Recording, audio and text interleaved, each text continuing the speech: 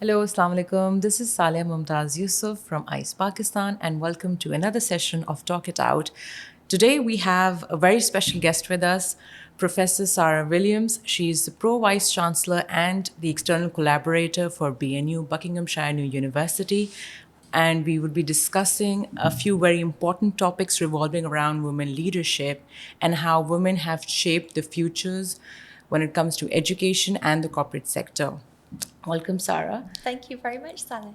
So I just wanted to know that we held a conference here in Karachi. You were here with us in October, and that was happening at the Governor House. Yes. And you were one of the main people who were talking and discussing about women leadership diversity Yes. and how inclusivity is so important that needs to be highlighted.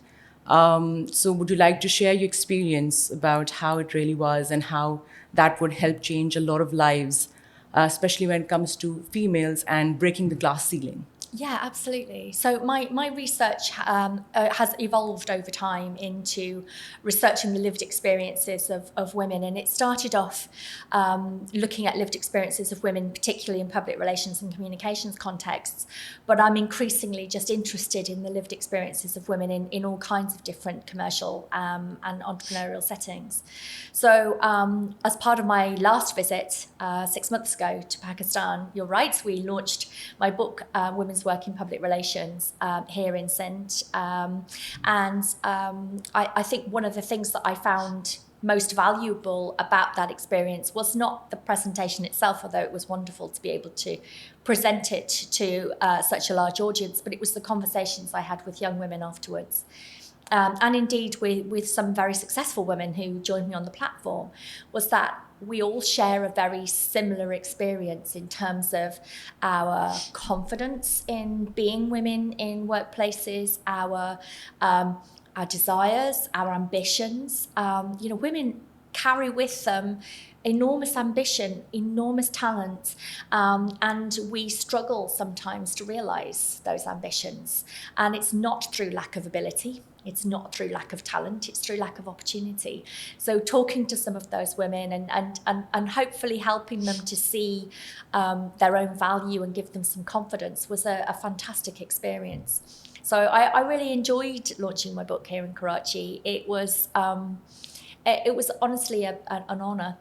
Yeah, To do I definitely want to give that a read for sure. Thank you. And one thing that I was able to spot was how every single female and the women who attended that conference, they were able to link that up with their own journeys. Yes. So a lot of females, especially in Pakistan, because of how the culture usually is, they're not able to step up when it comes to their careers, or sometimes because of other issues that females Yes. might be stuck in. That could be because of motherhood as well. Yes. They somehow are able to not pursue their correct careers forward. And I think it's very important to highlight how they can always step up and make sure that they're included, whether it's in a corporate setting or whether it's the career that they want to choose. Absolutely. And I think the thing to highlight there is the importance of role models. Yes. You're right. When you're part of a community that doesn't necessarily prioritize women's advancement in careers, it sometimes looks impossible, or it sometimes looks like a very difficult thing to do. And maybe there are familial objections, as well, which you've got to try and overcome. So having really strong role models really helps. And last time I was here, and indeed this time I've been here, I've been really lucky to meet some really inspirational women here in Pakistan who I think are genuine role models for young women here in Pakistan. Prime amongst those would be Sultana Siddiqui. I mean, how incredible. Just writing a review of her career and her achievements, it ran to pages and pages and pages. She's a phenomenal role model. I mean, the first female kind of media owner, I think, in the world, let alone certainly in Asia. And the work that she's done as part of leading a media conglomerate has not just been to champion women's involvement in media and women's involvement in the corporate sector, but also to champion women's lives through the work that she produces. You know, some of the soap operas, some of the dramas that she puts together are really culturally rich, but they also highlight women's experience. So she's been uplifting women in so many different ways, as well as being a role model.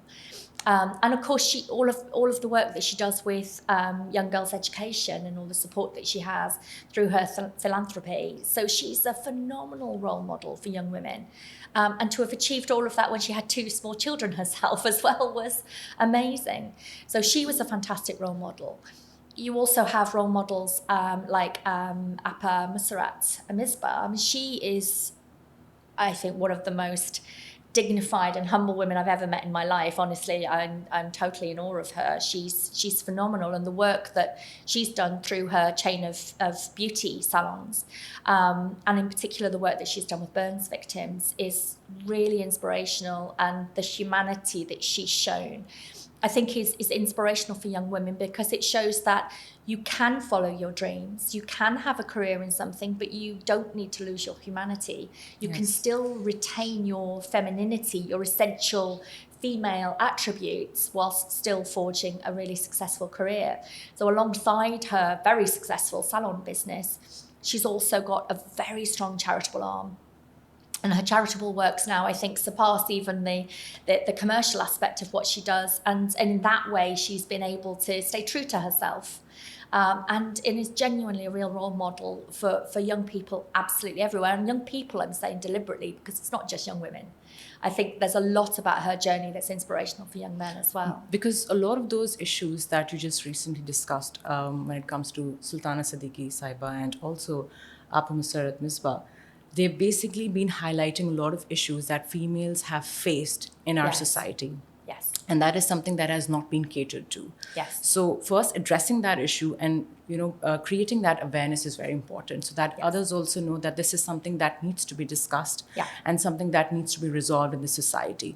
So that community work is something that is exceptional. Yes. And I feel that is something that we all should look after as well, generally. Yes. Whether it's females or men, we should always believe in uplifting absolutely. others and making sure that we're there when it comes to giving charities and donations and helping those around us. Yes. You also met General Nigar. I did. I think that was in Islamabad, right? That's in right, your in last trip Islamabad. when you visited Pakistan, yes. I mean, again, another really inspirational woman and another really humble woman. I mean, that's the thing I would say about all of the incredibly successful women that I've met since I've been here is how humble they all are, how self-deprecating they are. They're not taking any of the credit for their success on themselves. You know, every single one of them was talking about their support networks and the people who helped them. And actually what was driving them was their own ability and their own talent, but they never took credit for that, which is an interesting attribute, maybe very female attribute as well. But yeah, she was really inspirational and the first woman general. And of course, she appointed more women to her senior team as part of her leadership. So she, again, was creating opportunities for other women to succeed. Which is a really inspirational thing to do. And great to see a woman operating at a really high level in something that is very much considered the world over to be a very masculine sphere.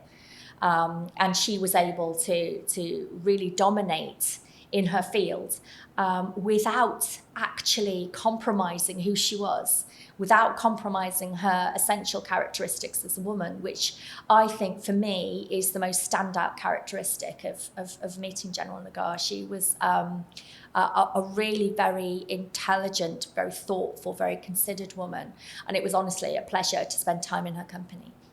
That's true. I mean, I've also seen like a lot of females, like generally like for the conference that was held in Karachi on women leadership.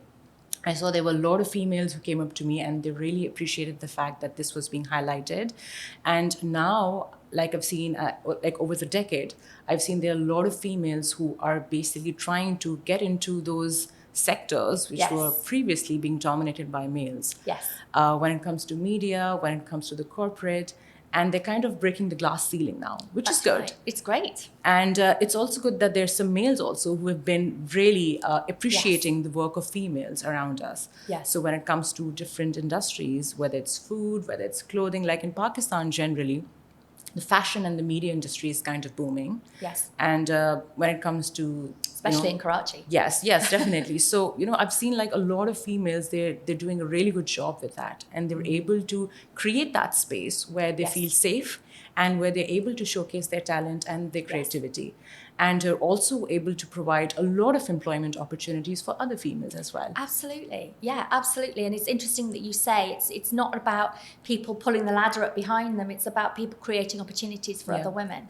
And you really do see that here. And one of the things that was very obvious at the event last year was how much of a buzz there was amongst the young women that were present. There was this real feeling of excitement, of change in the air. And that was definitely really tangible almost. It was infectious. We were all kind of giggly with the excitement of that evening, and it's lovely to see that atmosphere of women championing women and lifting women up.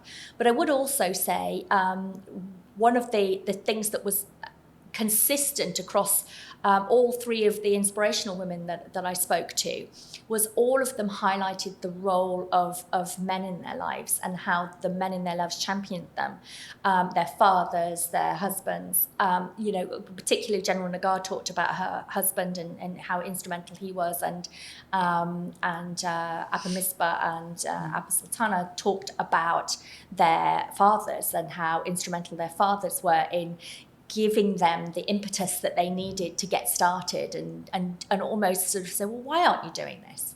And pushing them forward to achieve their goals. And we do need to remember that, societies need that blend. We need women's involvement in society at all levels, and particularly senior levels, because we need that balance.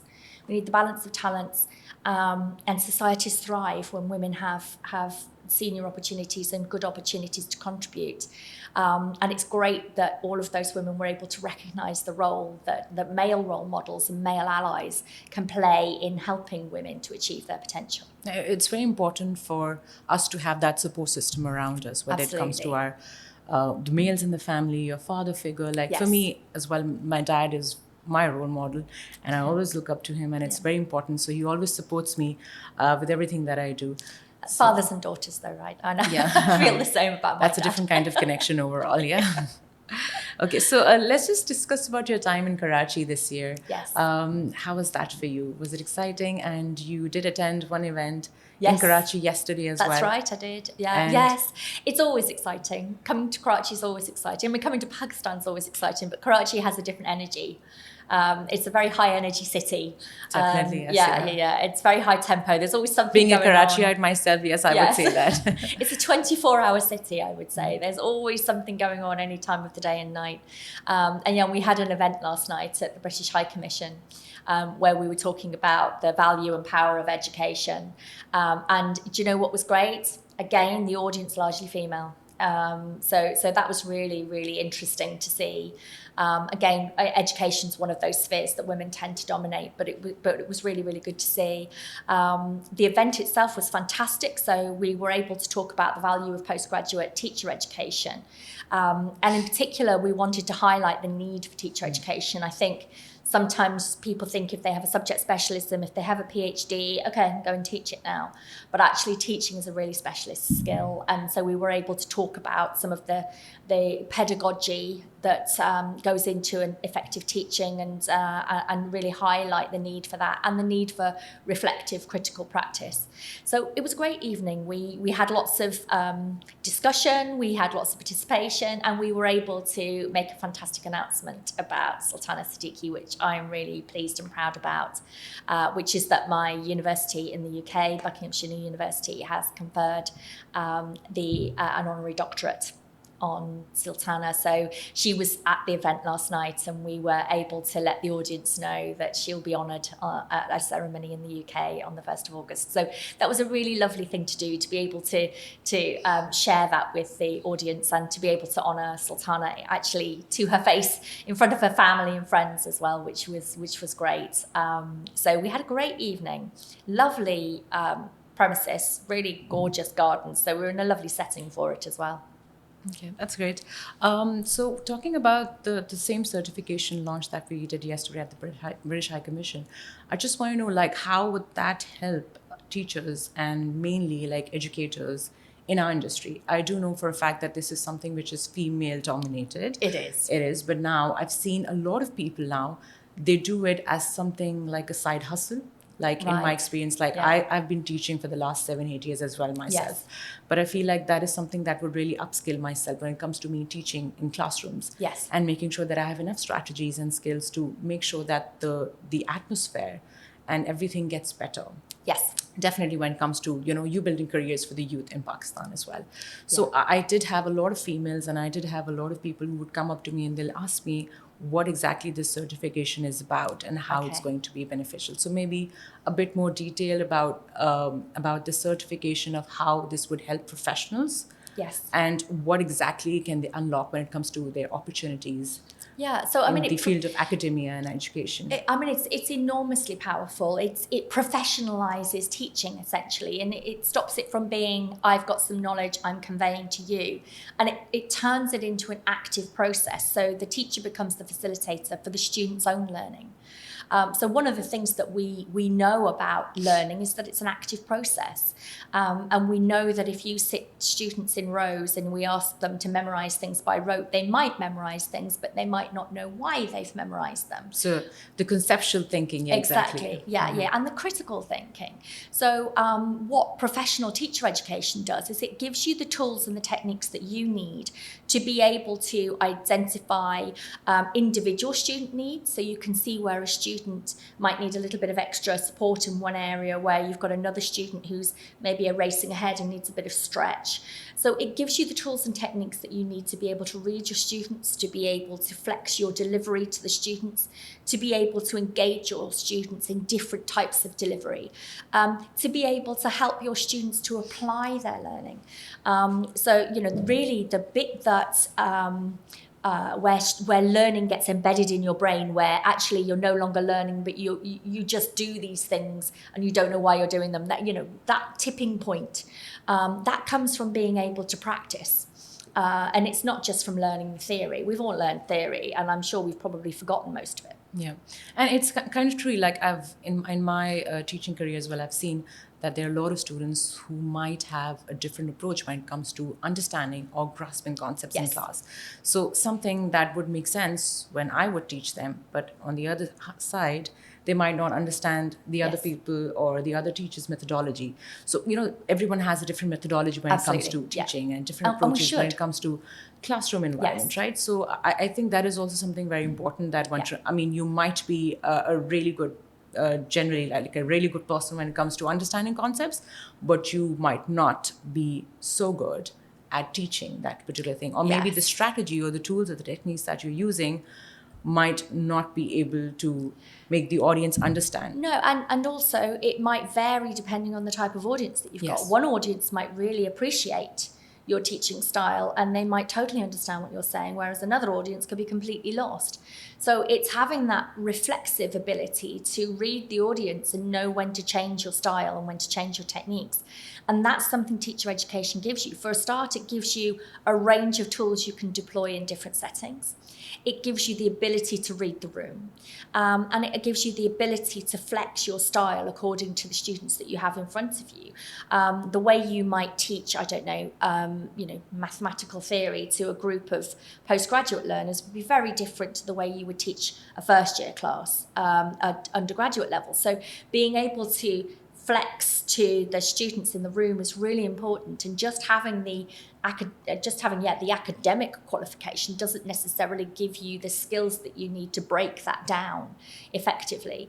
And I'm sure we all have examples from our own undergraduate years of lecturers who've been highly intelligent, really known their stuff, but when it comes to explaining that to a first year student straight out of school, leave everybody in the audience completely baffled because they pitch it at too high a level. So it's understanding, how to pitch your material, who you're talking to, what they need to know, what are the learning outcomes of that particular session that they're in, being able to break down the learning in an appropriate way and build it back up again so you take the student on the journey with you.